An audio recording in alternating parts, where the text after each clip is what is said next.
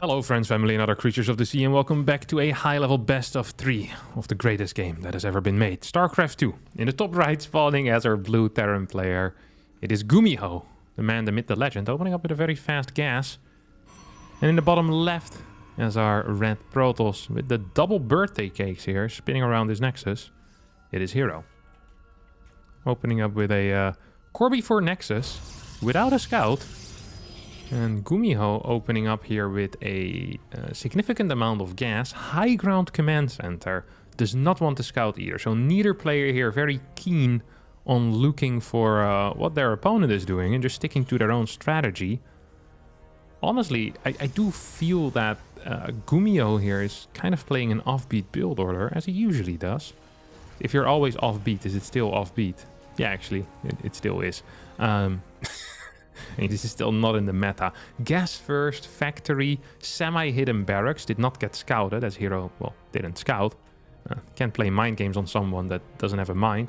Can't play mind games on someone that doesn't scout either. It's fairly confusing then. Adept is out. This is a really quick Stargate as well coming out of herO, and I like this opener. Generally, one of the best openers to have is the Stargate versus a gas first Reaper opener. So yeah, I'm happy for herO. My Protoss heart, you know, is blossoming right now. It's pumping blood around at a very high pace. It makes me happy. Stargate, I wonder if it's going to be an Oracle.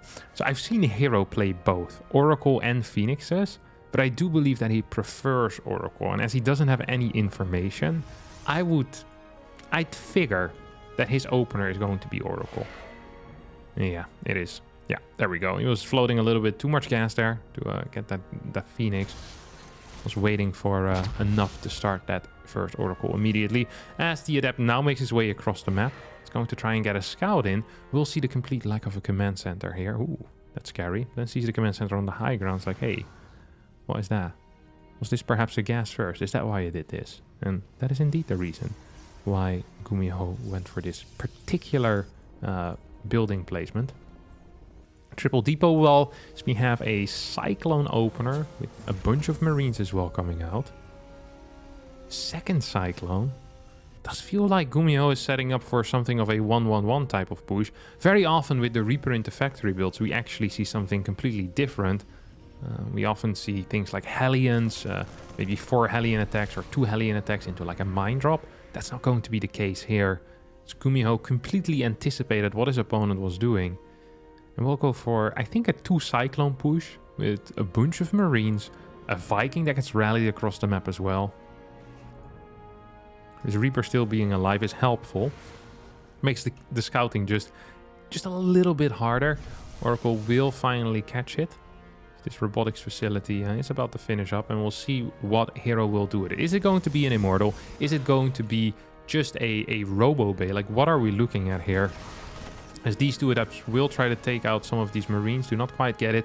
Did manage to spot the move out though. And I hope to see a cancel here on this Observer. This seems pretty wild, honestly. This seems pretty freaking crazy. He went for an Observer rather than an Immortal. Was supply blocked. I feel like herO got away with murder here. Had Gumiho decided to push out across the map, it would have been what? Freaking 4 Gateway units, 3 Phoenixes against 2 Cyclones, 1 Viking, and a handful of Marines here. Oh, a dozen or so. Like, that's difficult to deal with, even with a battery. Especially if one of those units is a Zealot that should never really connect with any of your opponent's units. I feel like Gumiho waiting a bit longer to send out this push gave herO a lot of time to prepare. We have more Phoenixes coming in right now. We have an Immortal that's about to pop, and that's going to be somewhat important. Robo Bay is very close to being done as well here, so that is going to help out. Oh my God, he just keeps moving back and forth. It's army movement like an AI over here. It's like not quite sure what to do. Like, yep, I want to go. No, I don't want to go. Yes, I want to chase this. No, I don't want to chase this. Third CC is on the way and it's almost done. herO played this fairly greedy, honestly.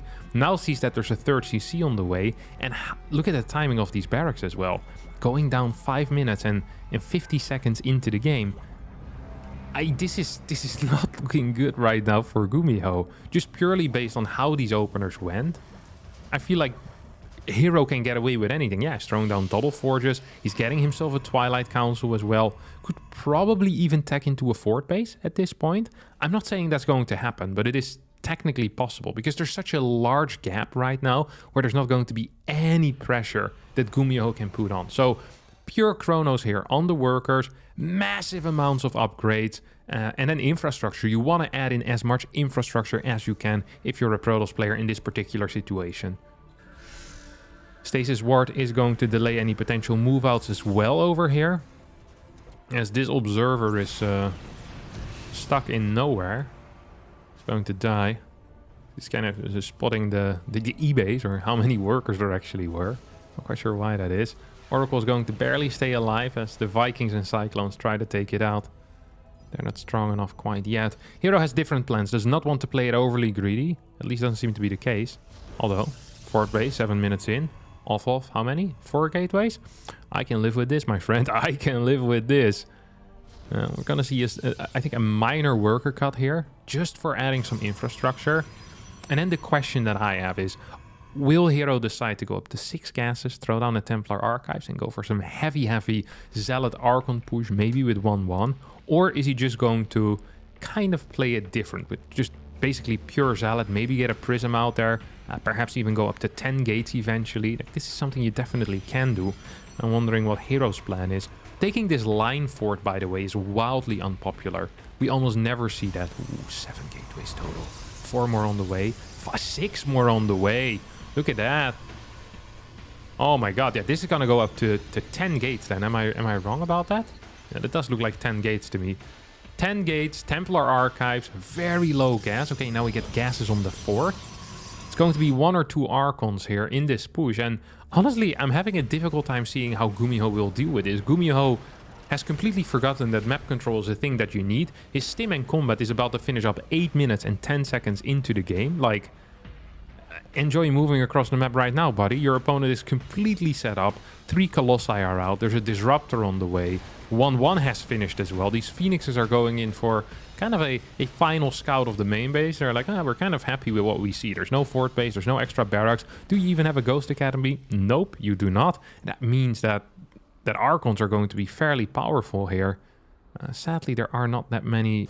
There's not that much gas in bank right now. Which does mean that not too many Archons can be built. Look how passive herO is playing this. Now, the moment that herO plays something this passive, you know he believes he's in a very good position. Because herO is someone that always wants to kill. But right now he's like, well, I can get so far ahead for, you know, without any cost, without any risk. Why wouldn't I do that? I mean, why wouldn't he, really? That's a very good question. Not necessarily opposed to going up to maybe 85 workers here if you're herO. Really hammering home that eco advantage. So you have Zealot Rum. Not a Zealot, these are Adepts. Sends in 2 Zealots while nothing's happening. That is a well, ambitious play, to say the least. That is a very ambitious play. 3 more barracks are on the way. Gumiho is pretending like he has map control here with those 3 extra barracks. He's like, oh, I want to play a map control heavy style, but look how late these medevacs are. He hasn't been on the map once. He has freaking 6 tanks? 7 tanks. This is an insane number of tanks.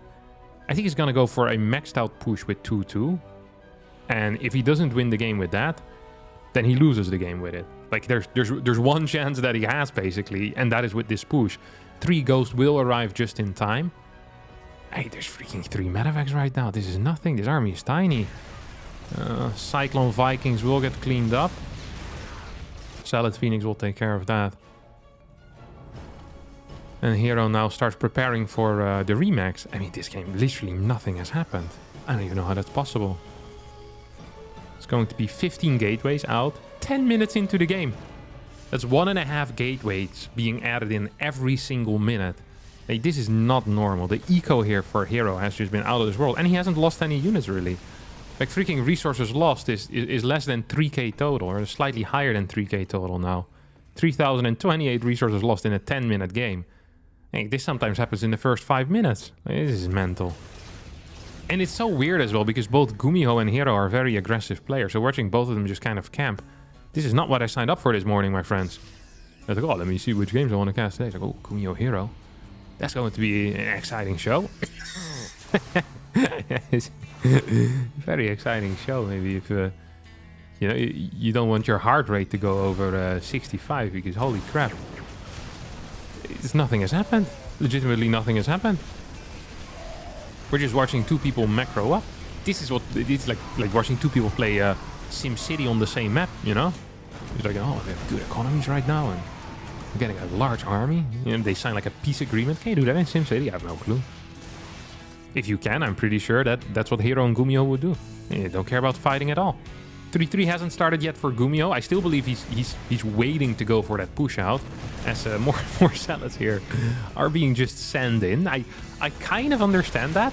Like you probably want to get rid of some of your zealots. But what are you going to replace it with exactly? I don't know. Yep, here he goes again. hero's just going to continuously throw in more and more zealots. Now starts fighting into these tanks. Anti-armor. No. It's going... What? Interference matrix. Purification of it's not going to connect with a whole lot. As these zealots continue hitting the planetary. That is not very successful at all. There's now a 6th base on the way here for herO on the gold. Who's actually in a little bit of trouble. Still could die, of course. Anti-armor missile is going to connect with his entire army. So these disruptors should get back online pretty soon. There are 3 tanks only. That's too little. There's no Vikings in this army either. As this planetary is going to die to mass zealot. This is something you never see either. I feel like herO is just memeing at this point. He doesn't give a crap. Sends in the revelation like, yep, that looks good. That's an army I can A-move. And it's just going to continuously send in more and more zealots. Like, this game makes no sense at all. 3-3 is about to finish up. Depot wall gets blasted here. We can definitely say that the 2-2 timing push of Gumiho has massively failed. It completely went wrong here. Completely went wrong. GG gets called as herO wins game number 1 in this best of 3. I really feel like I bought tickets to the NBA finals. And every single team, just all of their players were injured. And you got to see, you know, the C squad play. And they only scored like 5 points during the entire game. It really feels like I'm kind of getting robbed here. You know, this was such a great look. It's like one of these boxing matches. You know, you pay $500 for your tickets, and the guy gets knocked out. Like there's a technical knockout after 3 seconds, or as he tries to get on stage, he tumbles, he falls off stage and breaks his leg or something. Can't fight. Like and no refunds on the tickets. It's like, oh, this is freaking terrible. And that first game was a freaking doozy over here. If they're gonna provide a game similar to that last one, I'm not going to be so happy. I have to send an angry message to herO. Me and herO as of late have been very tight. You know, he called me bro even the other day. So I don't want to have to, you know, play that card. But it's like, hey, people expect something when they watch you play here, herO. Like, you know, you can't just not deliver. You know, I see the name herO, I click. I see the name Gumiho, I click. You can't all of a sudden say, well, too bad, we're going to be playing some passive StarCraft here. It's not worse. What is he doing? That is a very late factory for a fast factory. Once again, a high ground command center. Factory into reactor. And yeah, if we're going to get the same thing here, I'll be fairly upset. This should be a Stargate map, though. It really should be a Stargate map. I haven't really seen any blink on this map. Oh, he built a freaking Stargate in the wall. This guy's mad. This guy's freaking mad. What was I going to say? Oh, right. The reason for that is because look at this main base, okay? Nice blinking spot. No, not so much. You're also always blinking in tank range. There's no way to really reach your opponent's main base. There's no real way to jump over this to get into the natural, so... Yeah, 4-gate blink, 3-gate blink freaking sucks. Defensive blink is not great either. There's quite a bit of spaces where medevacs can just hover and relax. Makes it hard for you to play a comfortable game of 2-gate blink most of the time. What do we have over here? What is this adept doing? What are you doing, Mr. Adept? No, not a whole lot. It's gonna probably send this one out. I'm just gonna leave it in the low ground. Oh no, I actually can't believe this. Yeah, every day, you know, I have a list of replays that I can go for. I get a list of players. I'm like, ooh, CVZ. Well, no one likes that. I don't like that. It's like I see a TVT. I'm like, oh, I like that, but no one else likes that. You get a Protoss versus Protoss. I'm like, oh, I like that. No one else likes that. And I see this PVT. You know, it's like, okay, how good are the players? Gumiho and herO. Ooh, that's exciting. You know. I'm like, okay, let's go for it. You know, let's have a look. Let's see what we got over here. You know, I'm feeling it at that point, but yeah, I don't know what this is. This is live as well, my friend. What is this battery placement? Like, literally, what are we doing here? It's going to be a triple Hellion drop. This is a build that... Oh, no, it's not. It's going to be an 8 Marine drop with a triple Hellion run by. I do not approve of this particular execution of the build. I think this build is very good, but I much prefer the Hellion drop and the Marines to just stay at home. Just the Hellions, they never manage to drive by. And the Marines are also getting... Oh my god, this is... He's building a tank as well. He's gonna get a Raven here. He's forgetting to start the Raven. A couple of workers have gone down. 4. This is what the experts of StarCraft 2 call a bad trade. Actually 6. 6 versus 3 is maybe not so bad. Losing the medevac though is very painful. Oh, I'm really not feeling this game all of a sudden. Oh, it's gonna be Cloak though. Okay, that is actually kind of exciting. Now, Cloak generally is complete balls, but if you get away with it and you can bank up 2 Banshees before they get spotted, sometimes it's not complete balls. Sadly, I don't really see a way to deny scouting here, as herO is just gonna pop in over here. Oh my god, it got denied. He did not quite get the information yet. Like, Gumiho right now really needs this to not get scouted, and it's going to get scouted. Oh, herO is so happy with this. Has one observer out already. Is this Banshee actually going to finish? It is. Oh, good lord. Oh, this is pain. Oh, this is so much pain. Oh, this is going to be real rough. This is actually going to be real rough. 5 minutes and 25 seconds in. 2 extra barracks got added. A single eBay is going to be built here as well, as a Raven will be the follow-up. Are you even going to finish your Cloak in this case? So far, the answer is yes, as this Phoenix at the bottom side is eventually going to catch that Banshee. Phoenixes on the right side have been, well, practically useless. Cloak will finish up, so it might still escape. I'd reckon it will just go home the moment it sees that Phoenix. Yeah, your Cloak can piss off. Seems like a good course of action here for our Terran player. But holy crap, this is an absolutely terrible start once again for Gumiho. Honestly, fairly similar to that last game. Tries to go for some type of 1-1-1 push. Fails or doesn't manage to quite get anywhere.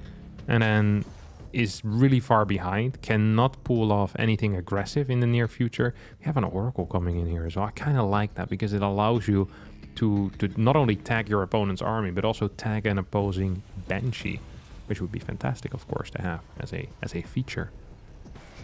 Now, Raven is out. Perhaps the interference matrix can provide some utility for Gumiho. As he is building mines, so we're going to see a slightly more aggressive game, I hope. He's cutting workers as well. herO is also not on the highest worker count, which is somewhat surprising. Really felt like he could have gone for it. Going for 6 gas before a fort base. Going for 6 gas before a higher gateway count. So it does feel somewhat comfortable. I'm expecting a quick Templar Archives with this as well. And maybe something like an 8-gate push as a follow-up.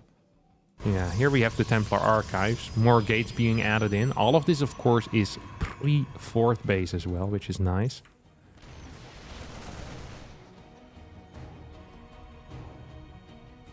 I'm just not sure if he can go for a timing. Gumiho probably wants to take some map control right now with this army. I think that would be a good call. Leave 1 tank at home. Maybe he's even going to try and push across the map with that tank. Revelation will connect with, well, 2 units over here. But 2 units sometimes is enough to spot the entire army, and that's going to be the case. I almost feel like it might be worth it to just split those units off to make your army movement a little bit less predictable. I think that would be a very good move. Scans forward now. I just can't really go in there, can he? What's this? Oh, that's a Banshee. This has potential. If you can get like 6 kills or so, that would be huge. Okay, here we go. Revelation just has been used. Okay, this Banshee is still actually putting in some work. 3, 4 kills, new Revelation available now. 5 worker kills, I'm okay with it. I'm absolutely okay with it. Fort base is not there yet. Gumiho now in a position where I think he's actually kind of okay.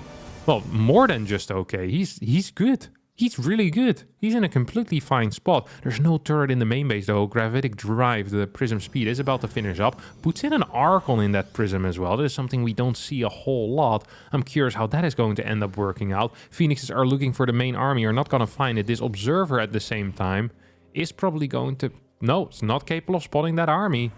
We have a scan forward. Simultaneously, Prism goes towards the main base. How many gateways? 10 gateways. That means there is a chance for a massive warp in here. 10 Zealots is not something right now that Gumiho can really deal with. EMP can still connect here. Yes, will connect. Oh, actually, he can deal with this just fine. Loses 11 workers. 15 workers, 16 workers. That's a significant amount of workers lost. Still has the army supply advantage. Those stasis ward is being placed in a very aggressive position here. Fairly uncommon to see that. The Prism, well, died, I guess, at this point. Yep, it did die. Archon went down as well. 20 workers have gone down. herO is not done yet with the aggression. As he continues pushing out here, Disruptor will not hit anything with that Purification Nova. As the fourth base is over halfway done. I think if Gumiho survives this, he's in a fantastic position. And I don't really see a way for him not to survive this, honestly. Like, how is he planning on dying? I don't see it. Double E-base are pumping out units. Fort CC is done. There is no Fort Nexus yet. Of course, it could be up here. Gumiho might not know that. Oh, splitting his army off way too far towards the far right side. And as a result, might lose a big chunk of this army here in front. Does not stim quite yet. EMP is not connecting either. Still hasn't stimmed. This is one of the most important spells we could use. Okay, here it goes, but most of the army has disappeared. I have no clue what happened in this fight. No EMPs connected. Stim wasn't utilized, and herO is going to win this series 2-0 in an absolutely surreal 2 games. I have no clue what I'm watching. Very, very odd little series. If you would have covered the names, I never would have guessed that this was herO and Gumiho. What in the world was this fight? Okay, where did that... Okay, that EMP hit 2 Phoenixes, I guess? Then the next EMP doesn't get used? Is this ghost ever used? No. The ghost just doesn't use the EMP. This ghost didn't have one. The one in the back isn't using it. There's like 5 EMPs available. And I think 1 got used on the Phoenixes. Which is the one thing you don't really care about anymore. It's like, you go for the other. A very odd fight. Well, herO did end up winning, so that's nice for him. It's not the series that I hoped for, not the series I wanted, but a series nonetheless. Thank you all so much for watching. I hope you did enjoy it. If you did, don't forget to hit the like button, subscribe to the channel, and I'll see all of you next time for a new video. Ciao, ciao.